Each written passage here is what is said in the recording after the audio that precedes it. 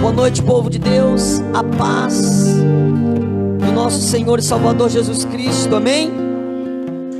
Louvado seja o nome deste Deus maravilhoso que nos concedeu de estarmos aqui.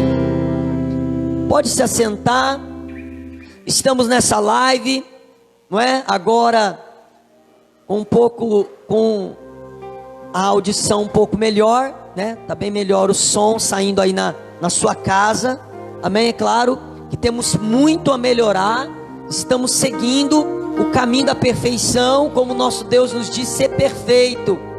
Então estamos seguindo este caminho, como o apóstolo Paulo havia dito: não que eu já tenha alcançado, mas uma coisa faço, esquecendo-me das coisas que para trás ficam, prossigo para aquelas que estão adiante de mim, para o alvo, o prêmio da soberana vocação em Cristo Jesus, amém? Glória seja o nome do Senhor Jesus. Então nós estamos aí melhorando a cada dia, estamos procurando melhorar. Sabe, meu irmão, a vida do cristão, a vida do crente, ela é uma vida de constante evolução, de constante construção, amém? De constante reparos. Precisamos reparar muitas coisas na nossa vida. E estou alegre nessa noite porque o Senhor nos concede mais um dia onde nós vamos aprender um pouco mais da sua palavra, amém? Sabemos que estamos vivendo esse momento, esse período aí, né, de uma certa crise no país e no mundo, mas de uma coisa eu tenho certeza: a igreja, ela não pode parar, amém? Porque a igreja é uma das ferramentas que Deus colocou no mundo, né? É uma instituição poderosa aqui nessa terra, que nos ensina através da igreja, porque não só através da igreja, porque nós somos a igreja.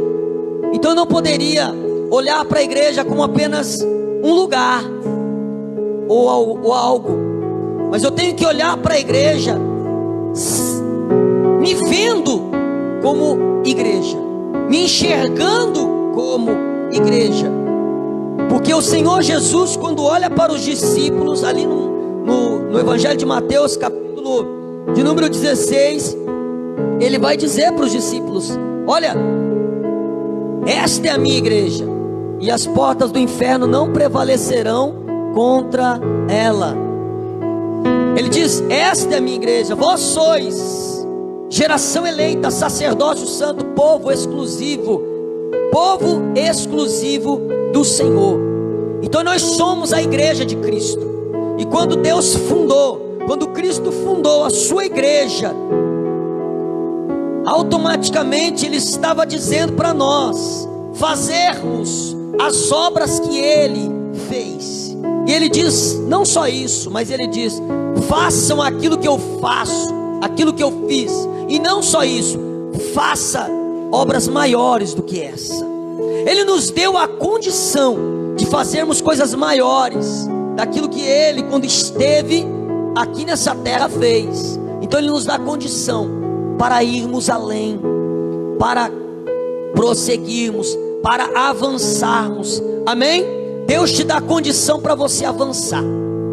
Glória seja o nome do Senhor. E é isso que nós vamos fazer nessa noite. Nós vamos avançar, amém? Você aí na sua casa, né? Alguns do grupo de risco que não podem estar aqui hoje. Nós sabemos que nesta manhã nós estivemos aqui com a Santa Ceia do Senhor. Foi maravilhoso. Deus nos ensinou, e Deus está nos ensinando todas as manhãs de domingo. Nós estamos caminhando sobre o texto de Romanos capítulo 12. Não vos conformeis com este mundo, mas transformai-vos pela renovação do vosso entendimento, para que você possa saber qual é a boa, agradável e perfeita vontade de Deus. Então, as manhãs de domingo, enquanto o Senhor estiver nos dando condições, nós vamos estar trilhando em cima ou sobre esse texto, sobre esse contexto da palavra de Deus, que é desfrutar da vontade de Deus, amém? estávamos falando sobre o desfrutar da vontade de Deus, e Deus nos ensina que é possível nós desfrutarmos da sua vontade, que é boa, agradável e perfeita. Amém? Nós precisamos entender que Deus está nos oferecendo algo que é muito maior do que aquilo que a gente espera de nós mesmos. Eu sei que você tem pensamentos bons ao teu respeito, mas imagine Deus. Quais são os pensamentos que Ele tem ao teu respeito? São muito melhores do que nós mesmos, porque nós muitas vezes não sabemos nem como pedir, nós muitas vezes não sabemos nem o que queremos, nós muitas vezes não sabemos cuidar de nós mesmos. Mas imagine Deus, aquele que te fez, o Criador, Ele sabe cuidar da tua vida. Amém? Vamos avançar um pouco mais, irmãos.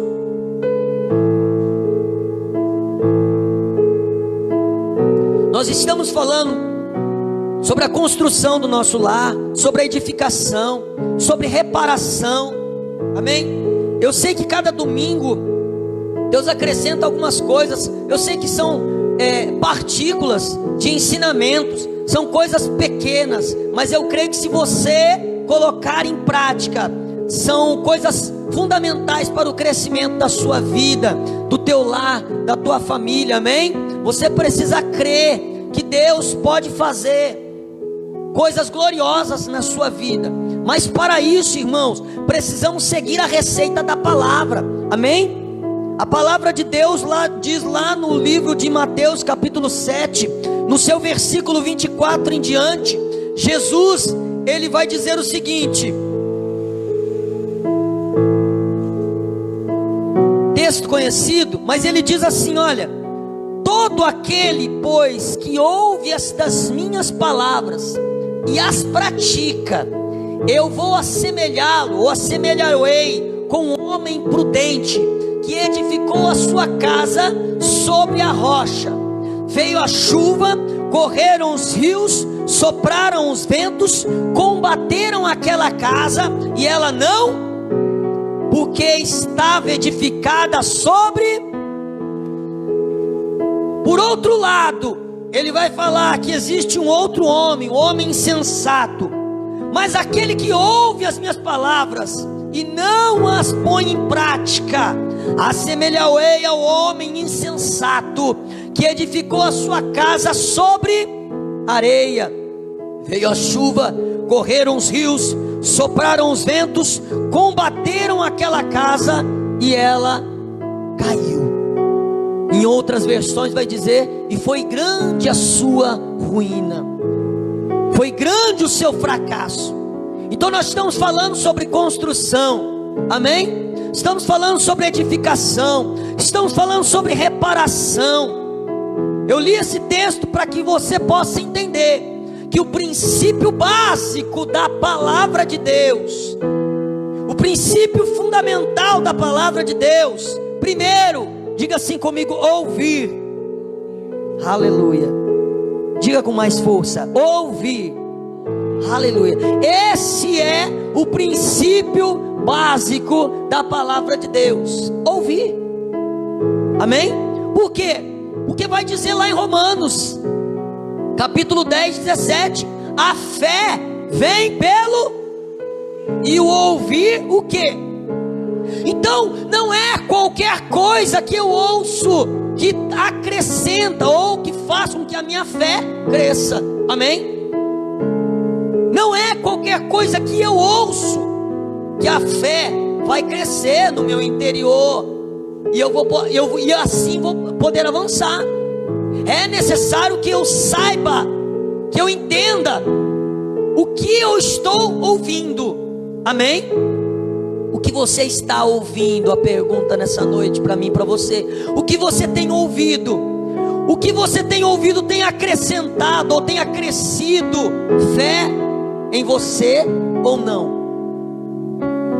A palavra de Deus diz lá no Romanos capítulo 12, versículo número 3, que o Senhor Deus, Ele repartiu, Ele dividiu uma medida de fé para cada um de nós. Então se você falar que você não consegue ter fé, eu vou dizer para você que você está equivocado.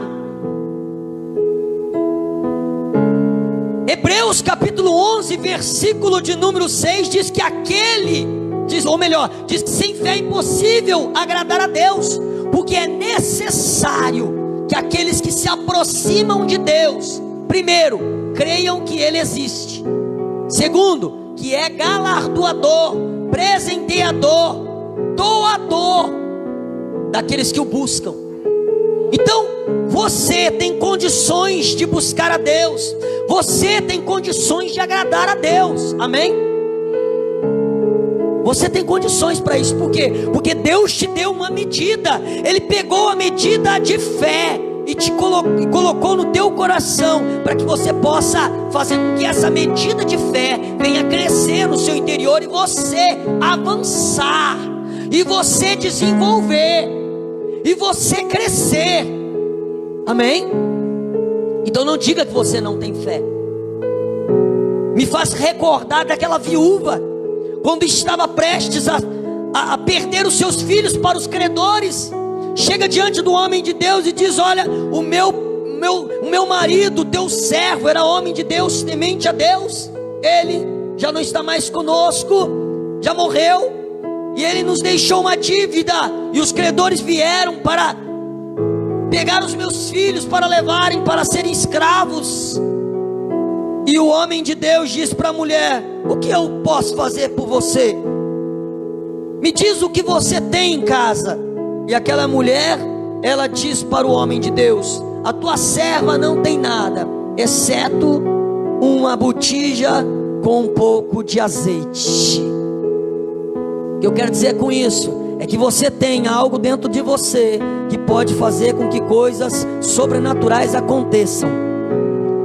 O que Deus precisa é de um pontapé inicial para que o sobrenatural possa ocorrer na nossa vida. Então ele pergunta: o que você tem? Eu só tenho um pouquinho de azeite numa botija. Então vai, ele diz: vai, receita.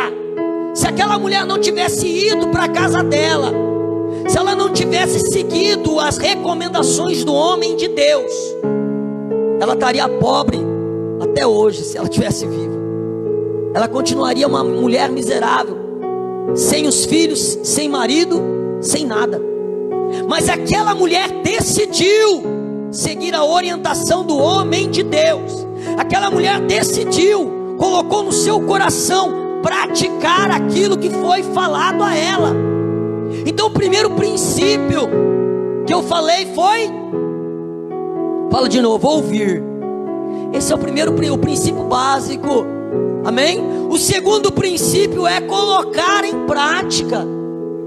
Colocar em prática, foi o que aquela mulher fez, colocou em prática aquilo que o homem de Deus falou a ela. Sendo direcionado e guiado por Deus, aquele homem disse para ela: olha, vá para a tua casa, feche a porta, pegue vasos emprestados, se for possível, se for preciso, feche a porta juntamente com seus filhos, vai deitando azeite nas vasilhas. E a Bíblia diz que ela fez exatamente o que o homem de Deus disse. Foi para a sua casa, pediu vasos emprestados e começou a deitar azeite. O azeite foi descendo. E a Bíblia diz que enquanto havia vasos disponíveis, tinha azeite. Mas quando acabaram os vasos, e ela pergunta para os filhos: busque mais vasos, aonde tem mais vasos? E os meninos dizem: acabou os vasos. E a Bíblia diz assim, ó: então o azeite cessou. Terceira coisa, é necessário disposição. Talvez eu já tenha dito algo semelhante a isso em outras ocasiões, mas é muito importante, às vezes nós firmarmos, em algumas coisas, repetirmos as mesmas coisas, como o apóstolo Paulo falou à igreja, se não me falha a memória, a igreja de Éfeso, quando ele diz: é necessário que eu fale as mesmas coisas. Isso é garantia vossa, é uma garantia. Então, primeiro ouvir, segundo praticar, e terceiro, disposição. eu preciso ter uma boa disposição. Eu preciso praticar com disposição. Você sabe por que eu estou falando isso, irmão? Porque muitas vezes a gente ouve, está sentado para ouvir. Muitas vezes a gente até coloca em prática. Amém ou não amém? Mas deixa eu falar, quantas vezes você já colocou em prática com o coração disposto, com o coração alegre, com o coração disponível? Eu disse, eu vou fazer porque é para o meu Deus. Eu vou fazer porque eu não estou fazendo para o homem, eu estou fazendo para o Senhor. Quantas vezes você precisou perdoar, mas não por obrigação, mas porque você olhou para o céu e disse, Ele me perdoou, por isso eu vou perdoar. Coração disponível. Quantas vezes você precisou fazer algo que está fora da tua vontade, mas você olhou para Deus e disse, eu vou fazer não porque está na minha vontade, mas porque está na vontade dEle, e é isso que me importa. Eu quero fazer a vontade dEle na minha vida. Irmão, se não tiver disposição, não tem como ter a atuação divina, não tem como Deus trabalhar. Se não tiver disposição, será uma mera obrigação. Concorda comigo? Se não tiver disposição, é uma mera obrigação. Eu já ouvi pessoas dizer isso. Eu fui obrigado a fazer isso. Não, Deus não obriga ninguém a fazer nada. Tanto que o livre-arbítrio, ele está disponível a nós. Deus, ele te dá liberdade para fazer o que é certo, o que é errado, o que é bom, o que é ruim. Livro de Deuteronômio, ele vai dizer, eis que eu ponho diante de você a bênção e a maldição.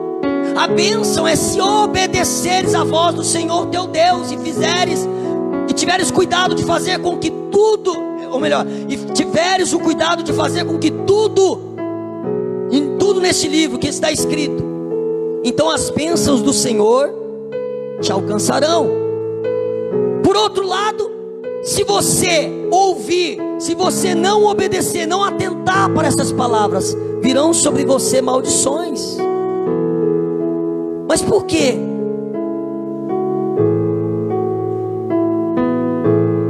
Será que Deus tem o desejo de amaldiçoar alguém? Será que Deus tem o desejo de trazer prejuízo para alguém? É claro que não.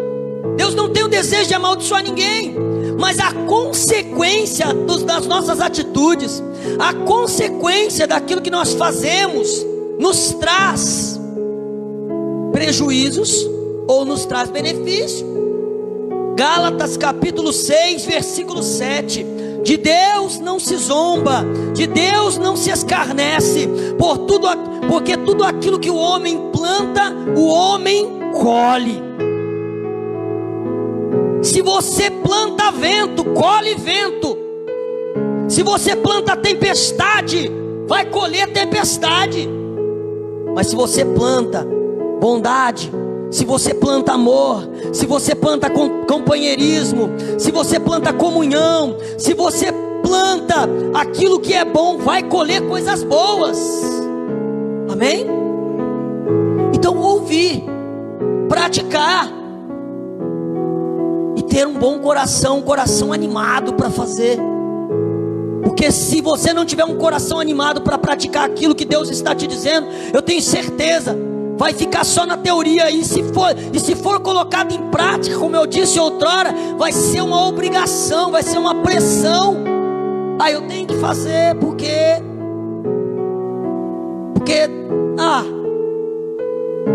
eu vou fazer porque falaram para mim fazer. Às vezes, irmão, tem coisa que às vezes não é melhor nem fazer, sabe? Porque às vezes sai aquilo que começa com... A Bíblia fala, né? Que tudo que é feito sem fé é pecado. Às vezes fazemos coisas sem fé. Às vezes fazemos coisas com o coração rancoroso.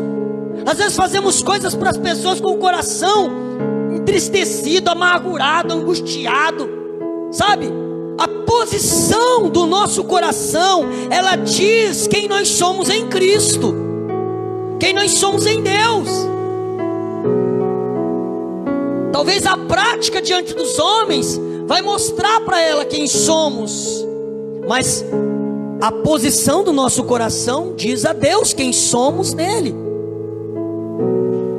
Sabe, irmãos, ainda falando sobre construção, semana passada estávamos falando sobre Neemias, que Neemias ele se disponibilizou a ir a Jerusalém para construir os muros e as portas de Jerusalém que estavam derribadas, que estavam destruídas e queimadas. E a Bíblia diz que quando ele recebe do rei o aval, a autorização para poder viajar e ir até a sua terra natal, ao lugar de onde os seus conterrâneos e os seus irmãos estavam lá, e a Bíblia diz que a notícia que ele havia recebido não era uma das boas. Por outro lado, eram notícias difíceis, ruins, difíceis de digerir. Mas deixa eu te dizer uma coisa, é interessante porque Neemias poderia estar no bem bom. Ele estava vivendo no palácio do rei, ele era o braço direito do rei, mas a Bíblia diz que ele preferiu ir ao encontro dos seus irmãos para poder ajudá-los. Sabe, irmãos, às vezes existem problemas que você pode passar desapercebido e falar assim: ah, não é problema meu. Neemias poderia dizer isso: não é problema meu, eu estou bem, estou passando bem aqui. Sabe, mas Neemias preferiu ir até Jerusalém para ajudar os teus irmãos. Sabe o que eu vejo com isso? Muitas coisas. A princípio eu vejo um homem com o coração disponível, um homem que tinha misericórdia, um homem de Deus que sentia, prazer em ajudar, um homem que tinha empatia, um homem que não aguentou ver os seus irmãos sofrendo, mas ele foi ao encontro para poder reconstruir. Existem muitas coisas na nossa vida que precisam ser reconstruídas, edificadas, irmãos, muitas coisas. Diz que quando ele chegou lá, falamos um pouco semana passada, eu não vou me ater aos detalhes da semana passada, porque eu já disse, depois os irmãos pegam a live, assistam semana passada. Mas diz que quando ele chegou lá, ele fica 3 dias ali naquele lugar, só avaliando, só pensando como que ele vai fazer, como que ele vai realizar, e acima de tudo, orando a Deus, para Deus dar estratégia para ele poder começar a reconstruir a vida dos seus irmãos, a reconstruir Jerusalém, porque afinal de contas, Jerusalém fazia parte da vida dele. Sabe, meus irmãos, às vezes a gente não quer se envolver em assuntos, mas na maioria das vezes assuntos que diz respeito à nossa história, assuntos que diz respeito à nossa vida. De repente, existem coisas na vida do outro que precisam ser auxiliado, ajudado. Tem pessoas do nosso lado que precisam ser levantadas. E a gente, por achar que a gente está bem, a gente não quer se envolver com o problema dos outros. Mas a questão não é se envolver com os problemas. A questão é ajudar com os problemas. O negócio não é nós nos envolvermos simplesmente com os problemas, sabermos, porque existe o curioso, mas existe aquela pessoa que quer ajudar, não é verdade? O curioso é aquele que quer saber da sua vida, do fracasso, das derrotas, das misérias, muitas vezes, para poder acabar virando um fofoqueiro e contar para os outros o que está acontecendo com o outro. Mas o empático, aquela pessoa que tem um coração disponível, ela vai ao teu encontro não para simplesmente saber o que está acontecendo com você, mas para tentar de alguma forma te ajudar, para tentar de alguma forma, mesmo que seja em oração, colocar você de pé, para tentar de alguma forma te auxiliar de algum jeito. Você sabe que muitas vezes chegam para você e perguntam: o que aconteceu com você? Tem a pessoa que é simplesmente Um curioso que vai se tornar um fofoqueiro, porque vai ficar sabendo e muitas vezes vai contar para todo mundo. Tem essa pessoa que vai chegar, mas tem aquela pessoa também que ela vai chegar em você, vai perguntar e vai dizer para você: como eu posso te ajudar? Como eu posso te auxiliar? Como eu posso estar contribuindo para que esse problema seja solucionado? Então, Neemias era essa pessoa. Ele foi para tentar ajudar, para tentar contribuir. A Bíblia diz que ele ficou 3 dias ali naquele lugar. E quando ele ficou 3 dias naquele lugar, a Bíblia diz que ele levanta de madrugada, e ele pega o seu cavalo, e ele começa a andar por aqueles muros. A Bíblia diz que ele passa por 3 portas. A Bíblia diz que Jerusalém tinha 12 portas, e essas 12 portas estavam derribadas. Cada uma delas simboliza algo na nossa vida que é maravilhoso. 34 torres de vigia, 12 portas, um muro de mais de 1000 quilômetros. E a Bíblia diz que ele levanta de madrugada, e a primeira porta que ele passa, eu falei semana passada sobre isso, e eu quero só passar rapidamente. Mas a primeira porta que ele passa, a construção não acontece ainda. Ali ele estava fazendo a avaliação. A primeira porta que ele passa é a porta do vale. Ele entra pela porta do vale. E como eu falei semana passada, irmão, se você quer avaliar a situação da tua vida, é necessário passar pelo vale. Se você quer fazer uma avaliação, o melhor lugar para se avaliar a estrutura da nossa história, a estrutura da nossa família, é no vale. Talvez não teria outro lugar melhor para fazer a avaliação. A Bíblia diz que quando ele entra pela porta do vale, ele desce, porque o vale é um declínio. Quando ele desce, ele olha de baixo para cima e olha a estrutura dos muros. E ele faz uma declaração.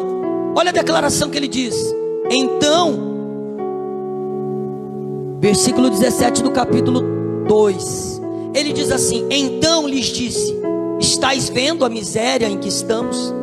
Jerusalém assolada, as portas queimadas. Aí ele faz um convite: vinde, vinde, edifiquemos os muros de Jerusalém e deixemos de ser opróbrio. E lhes declarei: como a boa mão do meu Deus estivera comigo, e também as palavras que o rei me falara. Então disseram: disponhamo-nos e edifiquemo-nos. E fortaleceram as mãos para a boa obra. Primeiro, boa obra, irmão, quando fala assim, edifiquemos a nossa mão para uma boa obra, não é simplesmente que a obra é boa, mas quando você faz de bom grado, quando você faz com o coração disponível, quando você faz com o coração entusiasmado, quando você coloca perspectiva no seu coração a respeito daquilo que você quer realizar, quando você coloca um bom ânimo no teu coração e diz: vamos edificar esse negócio aí, não vamos deixar desse jeito que está não. Era o convite de Neemias. Então quando ele desce a porta do vale, ele olha para cima e olha as estruturas. Como eu falei para você, o melhor lugar para fazer avaliações na nossa vida é no vale. O vale representa, irmão, o lugar de declínio. O vale representa as nossas vulnerabilidades. O vale representa o momento onde nós nos encontramos sozinhos e não tem ninguém para nos ajudar. O vale representa o momento da nossa vida onde nos sentimos fracos por dentro. O vale representa aquele momento de batalha espiritual entre a carne e o espírito, muitas vezes. Sabe, o vale tem muitas representações, e a Bíblia diz que quando ele desce para o vale, ele olha para cima e começa a olhar as estruturas. E aqui eu quero abrir um parênteses com você. Como está as estruturas do teu lar? Como está as estruturas da tua família? Como está a estrutura da tua vida? Como que está? Será que você está realmente com uma boa estrutura. A Bíblia diz que quando ele olha do alto a baixo, de baixo ao alto, ele olha para cima e ele vê os muros fendidos. Ele diz assim: olha só, eu contemplei do vale os muros fendidos, Jerusalém assolada, as portas queimadas, está tudo derrubado. Irmãos, ruína. Como que está as famílias hoje? Como que está a vida das pessoas hoje? Pessoas que estão destruídas, pessoas que estão assoladas, famílias que estão destruídas, assoladas, derribadas. Como que está os princípios familiares nesse século que nós estamos vivendo? Dá uma olhadinha pela janela e você vai ver como estão as famílias aí fora. E isso está agora batendo na porta da família cristã, da família de Deus. Muitas famílias hoje, crentes que creem em Deus, muitas famílias hoje que se dizem cumprir ou fazer a vontade do Senhor, muitas vezes estão destruídas, estão assoladas. Muro fala de proteção, muro fala de estar protegido. Portas, ela fala muito, mas também fala sobre autoridade. Como que está a proteção do teu lar? O que o inimigo tem feito para entrar na tua casa? Ele tem tido trabalho para entrar, sim ou não? Tem muitas famílias que Satanás, ele não tem trabalho nenhum para entrar. Ele simplesmente entra. Por quê? Porque não tem porta. Por quê? Porque não tem muro. Então ele faz o que ele quer. Hoje nós estamos vivendo um tempo onde as famílias, elas se perderam. Se perderam no quê? Se perderam nos seus princípios. Se perderam nos princípios básicos. Eu poderia falar princípios básicos. Eu poderia dizer que há 30 anos atrás, quando o pai falava com o filho, e às vezes, quem está aqui, um dos mais velhos, vai saber do que eu estou dizendo, mas às vezes o pai, quando ia falar com o filho, chamar a atenção, ele não precisava nem falar, ele olhava. Está lá o irmão Leandro, ele só olhava, não precisava nem falar nada, né? Ele só olhava, e o filho abaixava a cabeça e obedecia. As moças, elas tinham ensinamento para realizar tarefas diárias do lar. E hoje o que você vê? Antigamente você não precisava mandar as jovens, né? Os jovens também, mas você não precisava mandar. Por quê? Porque eles tinham certa responsabilidade diária do seu lar, se ocupavam com os lares. A ocupação era com os lares. Estou falando de princípio básico, coisas básicas, tarefas domésticas. E hoje o que nós vemos? Hoje nós vemos uma geração que se perdeu no tempo. Hoje nós vemos uma geração que não respeita mais pais, que não respeita mãe. Hoje nós vemos uma geração que está derrubada, destruída. Eu não estou falando de todos, porque eu não posso generalizar, mas é o que eu vejo na minha geração, nessa geração. Jovens que não estão mais preocupados com respeito às suas autoridades. Pessoas que não estão mais preocupadas em conservar valores, princípios. Por outro lado, querem fazer da vida que bem entende, viver em uma libertinagem, porque isso não é liberdade. Muitos estão vivendo uma libertinagem. E esse é o cenário. Esse é uma gota do cenário que nós estamos vivendo na atualidade.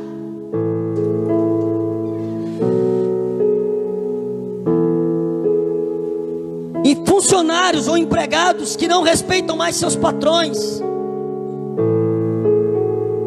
Os valores estão trocados por todos os lados. Tudo isso está causando um declínio nos lares, nas famílias. Tudo isso está causando destruição.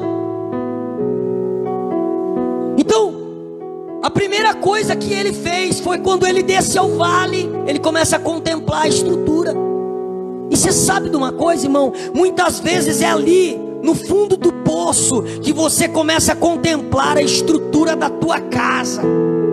É muitas vezes no fundo do poço, ou no meio do vale, que você começa a contemplar a estrutura da tua vida, a estrutura da tua família, e ver como está difícil, como está complicado prosseguir. Você olha para cima, você vê a estrutura. E o que é a estrutura? Ele conseguiu ver o alicerce dos muros, irmão. Ele conseguiu enxergar os alicerces do muro. Ele disse: olha só, está tudo assolado, os seus muros fendidos, tudo derrubado, tudo destruído. E a Bíblia diz então que ele faz um convite, e ele disse assim: olha, então disse: estais vendo a miséria em que estamos? Ele se inclui na miséria. Ele disse: Jerusalém assolada, suas portas queimadas, vinde, edifiquemos os muros de Jerusalém e deixemos de ser opróbrio. Sabe o que ele quer dizer com isso? Deixemos de ser vergonha. Quantas famílias têm sido uma vergonha, e muitas vezes têm deixado de ser exemplo para ser vergonha. Deus não te chamou para vergonha. Deus te chamou para que você possa ser modelo. Deus te chamou porque Ele quer que você seja noiva. Deus te chamou porque Ele quer que você seja parecido com Ele. Deus te chamou porque Ele quer olhar para você, e o mundo olhar para você e ver Cristo na tua vida. Deus te chamou porque quando as pessoas olharem para você, vai falar: eu quero ser como ele, eu quero ser como ela, eu quero fazer o que ela está fazendo, porque ela é mulher de Deus, ele é homem de Deus. Deus te chamou para exaltação e não para humilhação. Deus te chamou porque quer colocar a tua família de pé. Deus te chamou porque Ele não quer mais ver os teus muros derrubados, as tuas paredes fendidas, as tuas portas queimadas. Mas ao contrário disso, Deus te chamou porque Ele quer ver uma Jerusalém levantada de pé. A Jerusalém representa a nossa casa, representa a nossa família. Deus quer levantar famílias nesse tempo, e eu creio no avivamento que vai e que já está começando a acontecer nessa geração. Depois dessa situação difícil, depois dessa pandemia, sabe por quê, irmãos? O que nós podemos perceber em tudo isso? Deixa eu rapidinho fazer um parênteses aqui. Sabe o que eu percebi em tudo isso? Não todos, mas a maioria, quando as portas do templo se fecharam. Quando eu digo a porta do templo, eu estou falando porta do templo físico. Quando se fechou, muitos não souberam mais buscar a Deus. Muitos não sabiam mais o que era ter intimidade com Deus. Muitos não sabiam mais orar, porque tinham quem oravam por eles. Muitos que estavam dependentes espiritualmente de outras pessoas passaram a se ver sozinhos e não sabiam mais o que fazer. Se esfriaram espiritualmente. Sabe, meu irmão, Deus quer nos ensinar, quer nos mostrar que Ele quer que nós sejamos a igreja dessa geração, a igreja eleita, aquela que foi escolhida por Deus para levar o evangelho a toda criatura. A primeira porta que Neemias começou a edificar, irmão, vamos começar agora. A primeira porta que Neemias começou a edificar capítulo de número 3. Então dispôs Eliasibe, o sumo sacerdote, e os sacerdotes, seus irmãos, e reedificaram a porta das ovelhas, e consagraram-na, assentaram-na as portas, e continuaram a construção até a torre dos 100 e a torre de Ananel. A primeira porta que eles começaram a edificar, irmão, eu quero que você atente para isso. A primeira porta que eles começaram a edificar foi a porta das ovelhas, ou também chamada porta do gado. A primeira porta que eles começaram a edificar foi essa porta. E é muito importante a gente entender por quê. Essa porta, ela fala de sacrifício. Essa porta, ela fala de consagração. Essa porta, ela fala de sacerdócio. Essa porta, ela diz muito para nós. Porque a porta das ovelhas é por onde entravam as ovelhas, é por onde entravam os animais para o sacrifício. E se nós quisermos edificar a nossa vida, a primeira coisa que nós precisamos entender é que através da porta das ovelhas precisa ter sacrifício. Se nós quisermos edificar a nossa história, se nós quisermos edificar a nossa família, é necessário sacrifício. Diga assim comigo: é preciso sacrificar. Irmãos, precisamos olhar para isso, é necessário. Vamos falar de uma forma básica: sacrifício no lar. Eu preciso me sacrificar pela minha esposa, ela precisa se sacrificar por mim, eu preciso me sacrificar pelos meus filhos. Deve ser algo mútuo, de um para o outro. É necessário ter sacrifícios, é necessário ter esforços, é necessário ceder. Porque afinal de contas, estavam trabalhando na construção famílias. E como eu disse no culto passado de domingo, construía-se uma porta. A primeira coisa que construíram era a porta. Não construía o muro primeiro, era a porta. Construir a porta, assentava a porta, construía um tanto de muro do lado para cá e um tanto de muro do lado esquerdo, do lado direito, até chegar na torre da vigia. Fala sobre vigilância. Mas essa porta, a porta das ovelhas, irmãos, você não consegue parar para pensar em algumas coisas. Por exemplo, Jesus dizendo assim: eu sou a porta das ovelhas. Se alguém entrar por mim, sairá e achará pastagem. Eu sou a porta das ovelhas. Essa porta, ela fala de sacrifício, como eu acabei de falar. É necessário ter sacrifício para construir ou para reconstruir, ou mesmo para reedificar, edificar a sua vida, a tua história, a tua família. Se você quer construir a tua família, você precisa de sacrifício. E eu não estou falando de sacrifício de tolo, eu estou falando de verdadeiro sacrifício. Porque até mesmo para nós restaurarmos a nossa comunhão com Deus, é necessário sacrifício. Porque o nosso culto, ele é um sacrifício vivo, santo e agradável a Deus. Até o nosso culto é um sacrifício. Porque vou tirar esse corpinho seu do seu sofá e trazer para cá e oferecer a Deus um sacrifício vivo. Às vezes é difícil sair do conforto, sair da zona de conforto, sair do lugar de estacionamento espiritual. Nós precisamos ter sacrifício e sacrificar, se nós queremos levantar a nossa casa, se nós queremos construir a nossa família. Porque afinal de contas, quando ele olha para os muros do alto a baixo, quando ele estava na porta do vale, ele vê a estrutura, ele vê a base.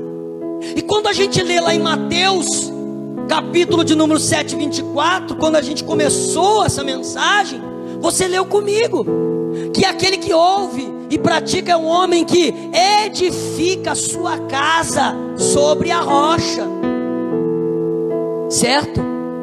Você pode edificar a sua casa em qualquer lugar, mas se você não colocá-la num lugar firme, e esse lugar firme no texto que é a palavra de Deus, edificar a sua casa sobre a rocha, é edificar a sua casa sobre a palavra de Deus, sobre Cristo.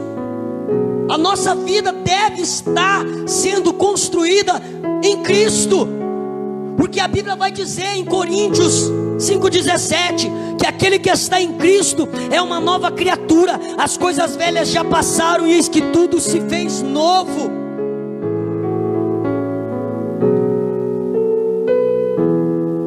A estrutura não pode continuar desse jeito.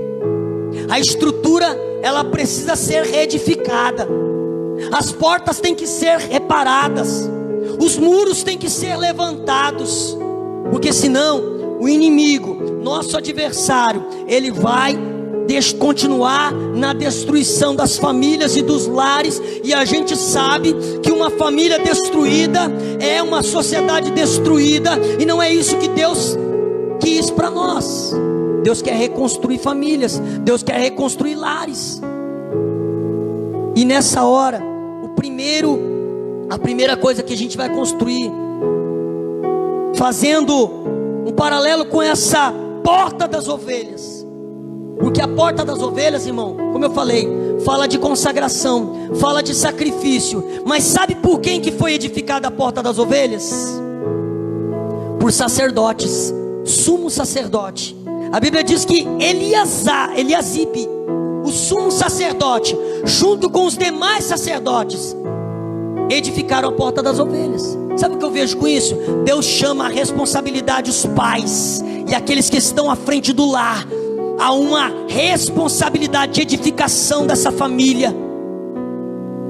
É necessário que pais se levantam com responsabilidade, porque afinal de contas, muitos dos fracassos dos lares e das famílias começaram pela falta de responsabilidade muitas vezes.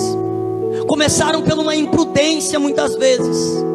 E Deus quer restabelecer, Deus quer levantar sacerdotes, homens e mulheres que estejam dispostos a se unirem e a fazerem do seu lar o melhor com Deus. A Bíblia diz então que a porta das ovelhas, sacrifício, consagração, sacerdócio, e eu quero trazer um princípio sobre a construção dessa porta. A primeira coisa que nós precisamos aprender, para a gente poder terminar,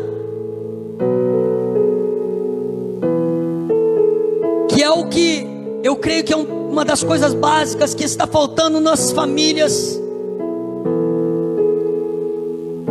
o princípio da comunhão. O princípio da comunhão, a edificação da nossa comunhão, ela vai tratar da nossa identificação com o outro, ela vai tratar do nosso caráter com o outro e com Deus. E se nós edificarmos esse vamos dizer assim, esse muro da comunhão, porta da comunhão, reconstruir a nossa comunhão é fundamental para o crescimento e desenvolvimento de família, de igreja e qualquer lugar que precisa crescer. É necessário ter comunhão, principalmente quando se trata de coisas espirituais. A Bíblia diz que em Salmo 133 o salmista vai dizer: ó, quão bom e quão suave é que os irmãos vivam em união. E ele vai dizer por quê? Porque é como óleo, é como óleo que desce. Ele diz: é como óleo precioso sobre a cabeça, o qual desce a barba de Arão. essa comunhão, irmãos, ela se perdeu. Princípio da comunhão se perdeu. Não há mais comunhão. Você sabe por que a igreja primitiva crescia? E muitas vezes a igreja de hoje não tem essa mesma condição. Porque na igreja primitiva, lá em Atos, capítulo de número 2, e o versículo 42, o escritor vai dizer o seguinte: e perseveravam na doutrina dos apóstolos e na comunhão. Princípio de crescimento e desenvolvimento está na comunhão, em perseverar na doutrina e comunhão. Eles tinham crescimento. A igreja primitiva crescia porque eles perseveravam na doutrina e na comunhão, no partir do pão e nas orações. E cada alma havia temor, e muitos prodígios e sinais eram feitos por intermédio dos apóstolos. Versículo 46: diariamente perseveravam unânimes no templo, partiam pão de casa em casa, tornavam suas refeições com alegria, singeleza de coração, louvando a Deus e cantando e contando com simpatia de todo o povo. Enquanto isso, olha só, acrescentava-lhe o Senhor dia a dia os que iam sendo salvos. Se a gente quer crescimento, se a gente quer desenvolver, se você quer ter um lar abençoado, feliz, o primeiro princípio básico para você e para mim: comunhão. O princípio da comunhão fazia com que a igreja crescia, fazia com que os lares cresciam, as famílias viviam felizes. Por quê? Porque a comunhão, ela traz consigo algo muito interessante. Ela mostra em você o que tem em comum comigo. A comunhão, ela faz com que eu veja em você a comunhão faz com que ela me enxergue em você. E quando eu olho para você e me vejo, isso é uma forma de nós convivemos bem. A comunhão faz com que a gente tenha uma boa convivência,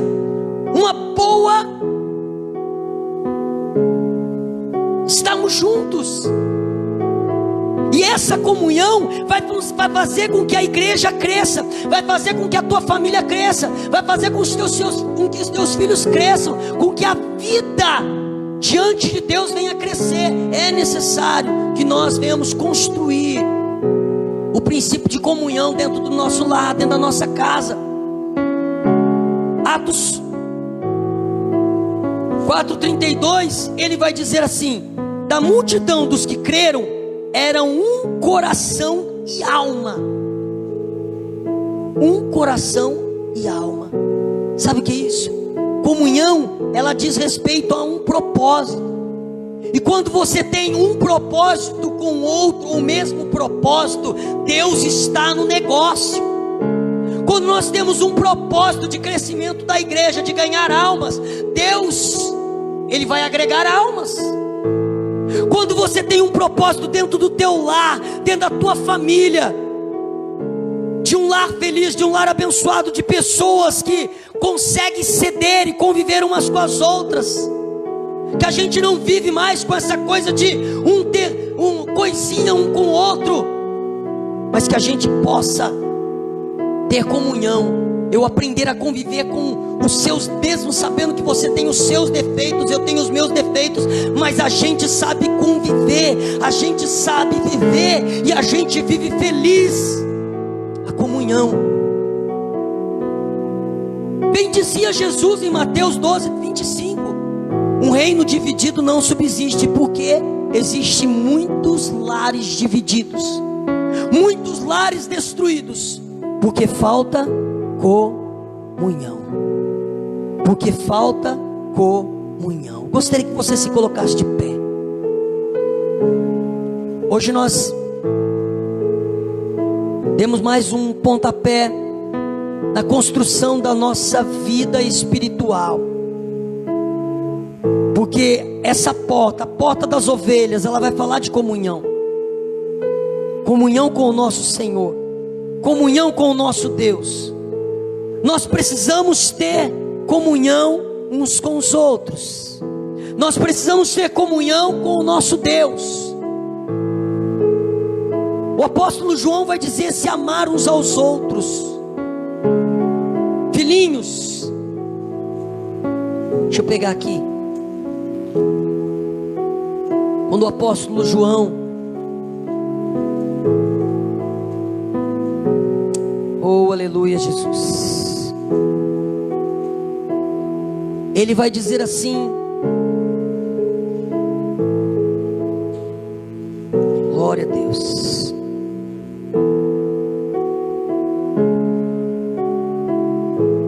Ele fala sobre guardar.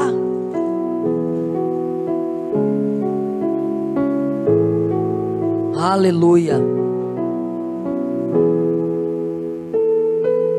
Manifestando o amor do nosso Deus para com o nosso irmão. Então ele diz, 1 João 3,14: nós sabemos que já passamos da morte para a vida, porque amamos os irmãos. Aquele que não ama permanece na morte. Todo aquele que odeia o seu irmão é assassino. Ora, vós sabeis que todo assassino não tem a vida eterna permanente em si.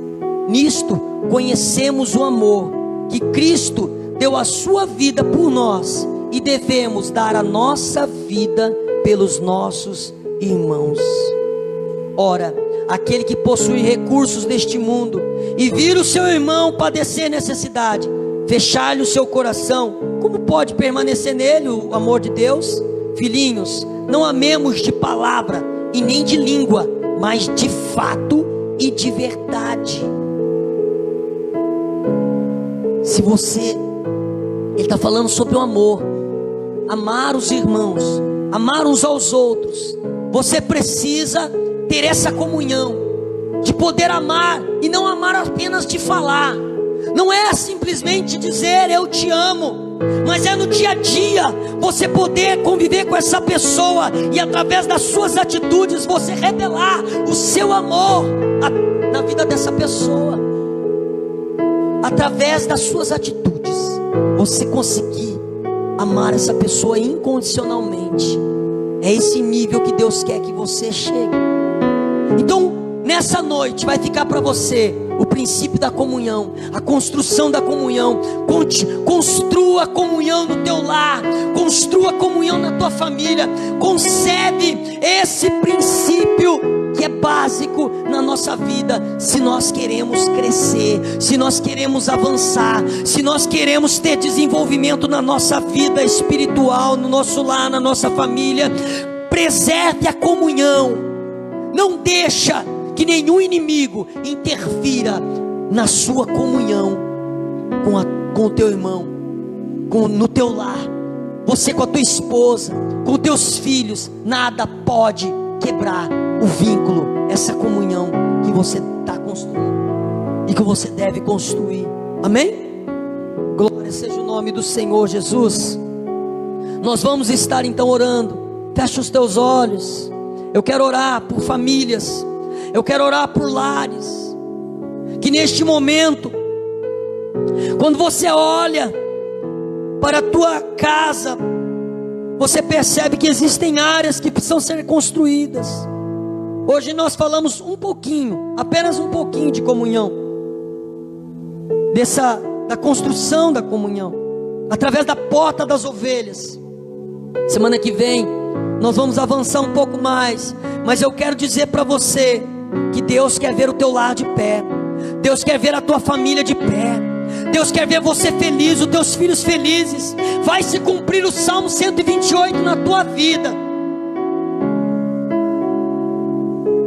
Mas entenda uma coisa: Deus precisa edificar a tua casa. A Bíblia diz lá em Provérbios 24:3: é com sabedoria que edifica uma casa, mas é com sabedoria Ou melhor, é com sabedoria que edifica uma casa, mas é com inteligência que ela fica firme. Vamos orar.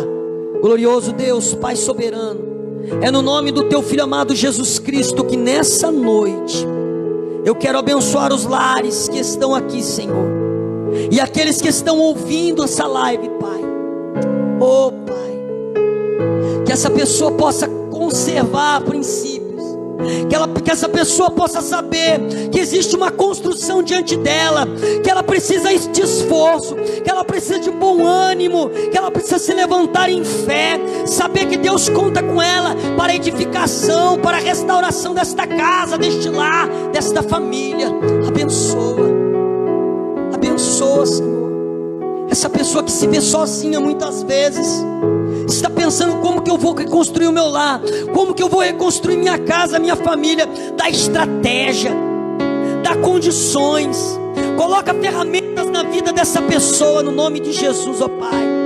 E eu abençoo os lares, eu abençoo famílias, em nome de Jesus, amém, e graças a Deus, amém.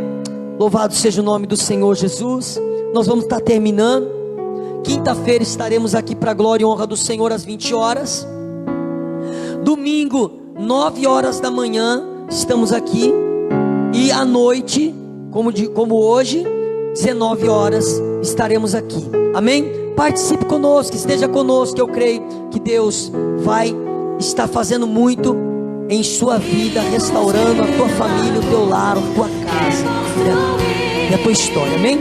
Deus abençoe você no nome do Senhor Jesus. Que o grande amor de Deus e a graça do Senhor Jesus Cristo e a comunhão e consolação do Espírito Santo estejam com todos, e todos digam: se Deus é por nós, ninguém. Vencemos com... Está terminado em nome de Jesus. Sai na prática da palavra. Deus abençoe tua vida.